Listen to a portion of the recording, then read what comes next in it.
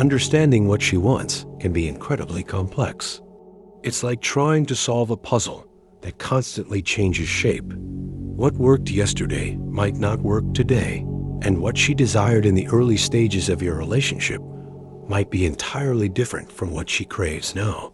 You feel the subtle shift, a chilling distance wrapped in the warmth of her occasional, dazzling attention. She texts you back, but only to keep you orbiting. She laughs at your jokes, but her eyes are scanning the room. You are not a destination. You are a landmark on her map, a source of validation that confirms her own desirability without requiring her to actually desire you. This is the modern Sisyphus, forever pushing the boulder of your effort up a hill, only for it to roll back down the moment you seek a reciprocal gesture. Why does this hollow pursuit feel so intoxicating, yet leave you so empty? What if the problem isn't your failure to decipher her, but a fundamental misunderstanding of the game itself? The 19th century philosopher Friedrich Nietzsche saw this coming. He warned of the will to power, a driving force not just for domination, but for the affirmation of one's own existence. For some, this manifests not in seeking a genuine partner, but in cultivating an audience. You are not being rejected as a person. You are being used as a tool for her self-actualization. This creates a paradox. The more you strive to win her, the more you diminish your own power, making you a more perfect, pliable instrument for her needs. So how do you escape this psychological labyrinth where your affection becomes the very chain that binds you? This dynamic is not a personal failure, but a symptom of a deeper, hidden sickness in our modern souls. Friedrich Nietzsche diagnosed it as the rise of the last man, a creature who prioritizes comfort and shallow validation over passion and purpose. She may not be malicious. She is simply a product of a world that teaches her to seek the warmth of the spotlight without the risk of the fire. Her attention is a commodity, a fleeting resource she distributes to maintain her social ecosystem and inner stability. The psychologist Carl Jung would point to the animus, the inner masculine, seeking not union, but dominion, turning relational bridges into tactical checkpoints. This is the psychological trap. You are not interacting with a person, but with a societal construct. You are dancing with a phantom, one curated by social media algorithms and a culture that prizes performance over authenticity. Your confusion is the inevitable result of a game where the rules are written in invisible ink. Every time you contort yourself to earn a crumb of her interest, you are not winning her over. You are feeding the very system that devalues you. The tension you feel is the friction between your innate desire for a genuine connection and the hollow reality of a transaction. But what is the ultimate cost of this silent war? What happens to you, day after day, in the shadows of this unrequited effort? The consequences are more insidious and far more dangerous than mere heartbreak. The unseen consequence is a slow psychic erosion. You begin to mistake her intermittent reinforcement, those unpredictable flashes of warmth, for genuine connection, a neurological trick that hooks you deeper than consistent kindness ever could. This is the slot machine of the soul, and you are paying with your self-worth. Your own identity, your will to power, begins to atrophy.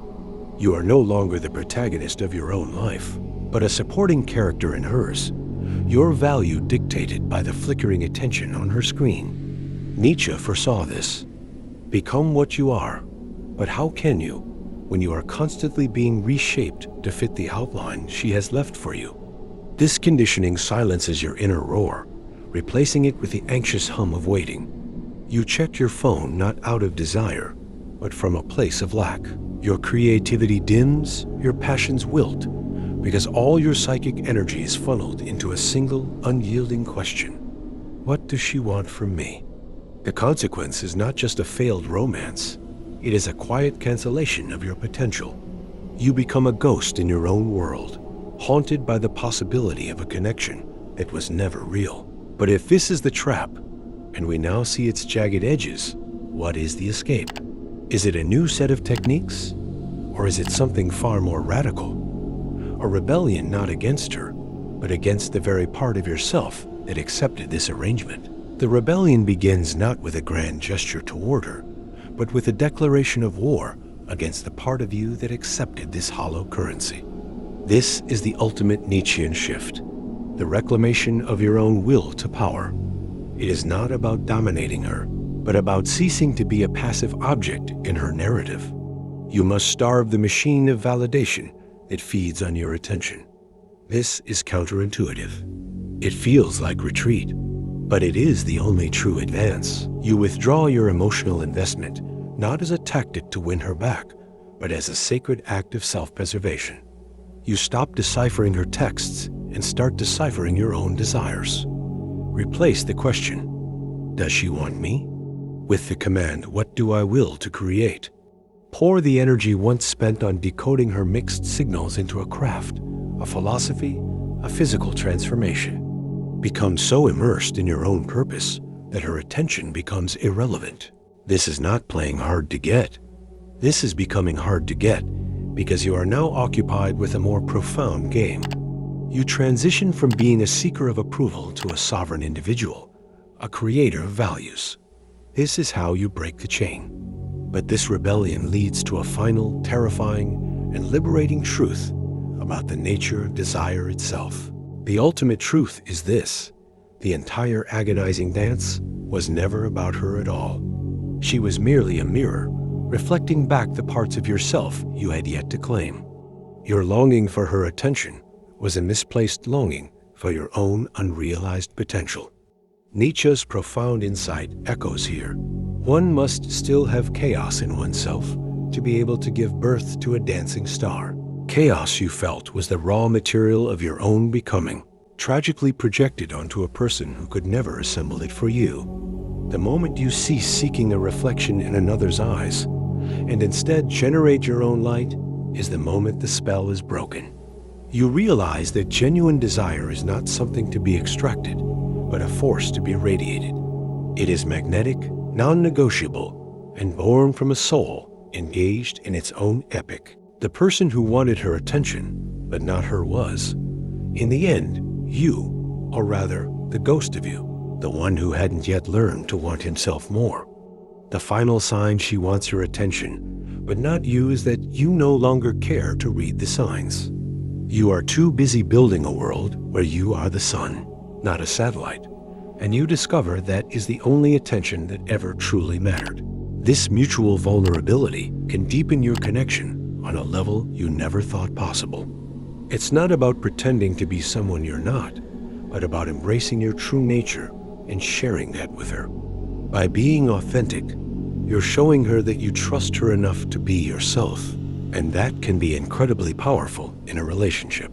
To wrap things up, understanding what she really wants from you now is about recognizing that her desires can change over time. It's about being observant, communicative, and willing to grow together. Key takeaways include the importance of emotional connection, genuine communication, personal growth, and, most importantly, authenticity. So, I encourage you to reflect on your relationship and see where you can make adjustments to meet her evolving needs. If you've had a similar experience or have insights to share, I'd love to hear about them in the comments below. Also, don't forget to check out my next video where we'll be diving into more relationship tips to help you navigate the complex world of relationships.